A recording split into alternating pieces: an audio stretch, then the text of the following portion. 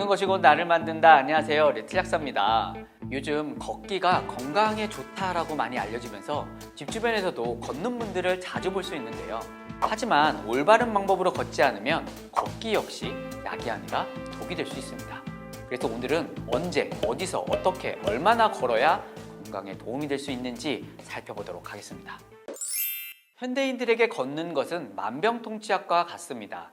이미 많은 연구를 통해 규칙적으로 걸으면 심혈관계 질환이라든지 우울증, 치매, 암 위험뿐 아니라 모든 사망 위험 감소에 다양한 효과를 볼 수 있다, 이렇게 밝혀져 있죠. 그러니 고혈압, 당뇨 같은 각종 성인병이나 치매나 암 등을 예방하고 싶다면 평소에 꼭 걷기를 실천하셔야 합니다. 밥 먹기 전에 걷는 게 좋을까? 밥 먹고 난 다음에 걷는 게 좋을까? 정답은 식후가 좋습니다. 원래 식후에 움직이게 되면 혈류의 흐름이 좋아지고 위장 운동도 잘 되기 때문에 음식이 더 빨리 이동하고 소화에도 도움이 됩니다. 또한 식후 걷기는 혈당을 떨어뜨리는 데도 좋습니다. 실제로 당뇨병 환자를 대상으로 한 연구를 보면 매 끼니마다 식후 10분 동안 가볍게 걷는 것이 하루 한 번 30분을 걷는 것보다 혈당 관리에 더 좋다라는 결과도 있었죠. 또 다른 연구에서도 연세가 드실수록 식후 걷는 것이 혈당을 조절하는 데 효과적인 방법이었다라는 결과도 있었습니다. 이처럼 걷기는 식사 후가 좋겠습니다. 아침 걷기가 좋을까요? 저녁 걷기가 좋을까요? 정답은 저녁 걷기가 좋습니다. 보통 아침 공기가 저녁 공기보다 상쾌하고 깨끗하다, 이렇게 생각하실 수 있지만요, 실제 미세먼지는 아침이라든지 새벽에 지표면에 더 체류하고 있고 오후가 되어야 대류작용을 통해 흩어진다라고 합니다. 그러니 천식이 있거나 기관지가 안 좋은 분들은 아침 식후에 걷는 것을 피하시고 점심이라든지 저녁 식후에 걷는 게 좋겠습니다. 또한 고혈압이 있으신 분들은 오후보다 오전에 혈압이 높고요, 일교차가 심할 때는 아침에 찬 공기로 인해 혈관이 수축되기 때문에 더더욱 주의가 필요하겠습니다.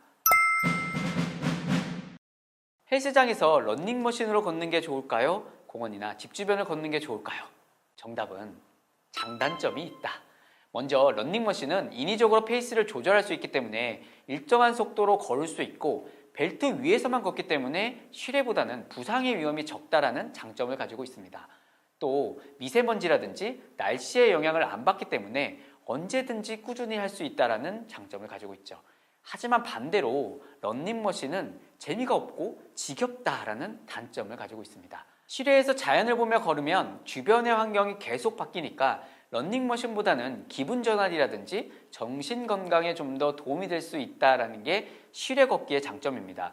실제로 여러 연구를 보면 공원이나 숲 같은 야외에서 걷거나 또 운동을 하게 되면 자연과 더 가까워진다는 느낌을 받을 수가 있어서 스트레스의 감소, 정신적인 피로의 회복, 또 우울이나 불안감에 조금 더 도움이 될 수 있다고 합니다.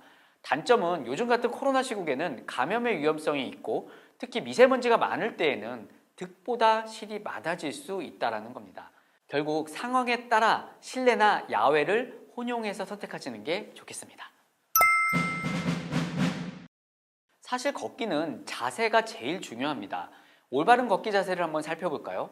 먼저 걸을 때는요, 시선을 10에서 15m 정도 전방을 향하셔야 합니다.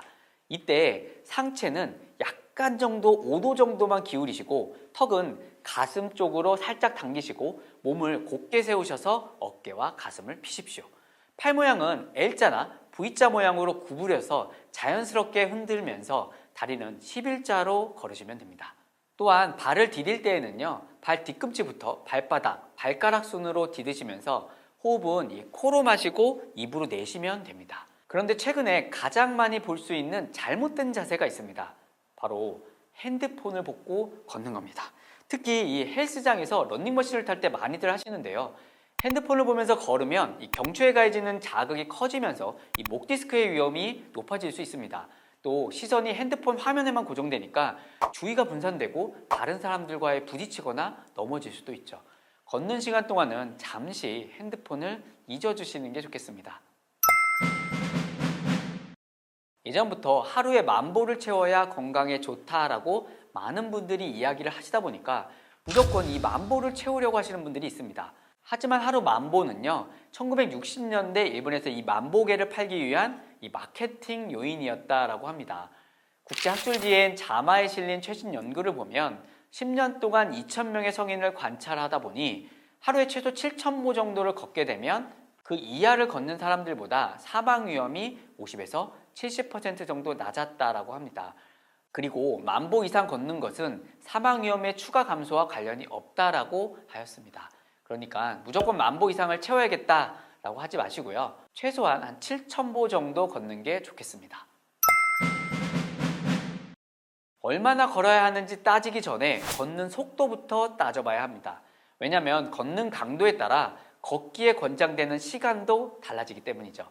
미국의 CDC나 우리나라 보건복지부는 이 건강 증진을 위한다면 일주일에 최소 2시간 30분 정도의 중간 정도 유산소, 또 1시간 15분 정도의 고강도 유산소 운동을 하라, 이렇게 권하고 있습니다. 걷기의 강도로는요, 만약 빠르게 걸을 때는 옆 사람과 대화할 수는 있지만 노래를 부를 수 없다, 이거는 중간 강도의 신체 활동에 해당되고요. 옆 사람과 대화를 할 수 없을 정도로 매우 빠르게 걸으면 이거는 고강도의 걷기 운동이다, 이렇게 보시면 됩니다. 결국 우리가 일주일에 5일 정도의 걷기 운동을 한다면 최소한 매일 30분씩 중간 정도로 걷기를 하거나 아주 빠르게 걷는 속도로는 약 15분 정도의 운동을 하시면 되겠습니다. 이렇게 걷기에 대한 전반적인 내용을 알아봤는데요. 사실 걷기의 시작과 끝은 스트레칭입니다. 걷기 전에 충분한 관절과 근육을 풀어주면 유연성이라든지 가동 범위가 늘어나게 되고 근육으로 가는 혈류량이 증가되기 때문에 부상의 위험도 적어지게 됩니다. 즉, 운동의 효과도 증가될 수 있다. 하지만 이렇게 좋은 걷기 운동도 막상 하려다 보면요, 귀찮고 고민하게 됩니다.